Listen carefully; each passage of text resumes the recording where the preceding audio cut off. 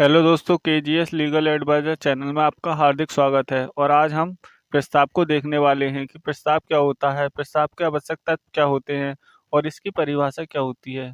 सबसे पहले हम इसकी परिभाषा को देख लेते हैं। प्रस्ताव की परिभाषा भारतीय संविदा अधिनियम की धारा 2 के उपखंड का में दी गई है, जिसके अनुसार जब कोई व्यक्ति किसी अन्य व्यक्ति से किसी कार्य को करने या न करने की अपनी इच्छा इस उद्देश्य से प्रकट करता है ताकि वह व्यक्ति भी उस कार्य को करने या न करने की अपनी सहमति प्रदान करे, तो उसे प्रस्ताव कहते हैं। एक मान्य संविदा के लिए प्रस्ताव का होना बहुत जरूरी है।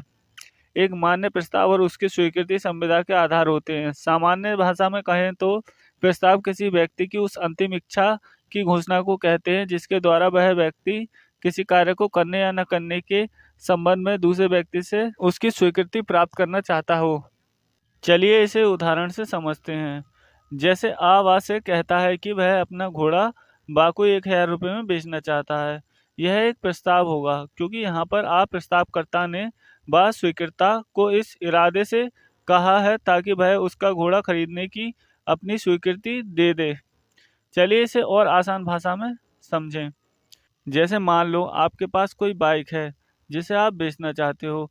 आप अपने दोस्त से कहते हो कि अगर तू मेरी बाइक खरीदना चाहे तो मैं अपनी बाइक तुझे 1,000 रुपये में बेच दूंगा।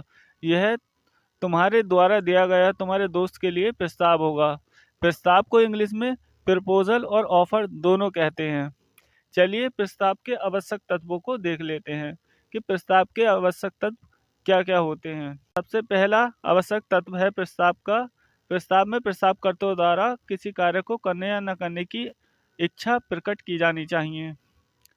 दूसरा आवश्यक तत्व होता है प्रस्तावकर्ता द्वारा यह इच्छा किसी अन्य व्यक्ति को प्रकट की जानी चाहिए, न कि स्वयं को।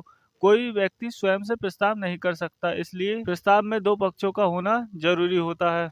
प्रस्ताव का तीसरा आवश्यक तत्व है प्रस्तावकर्ता द्वारा इस इच्छा का उद्देश्य दूसरे पक्ष की किसी कार्य के लिए सहमति प्राप्त करना होना चाहिए।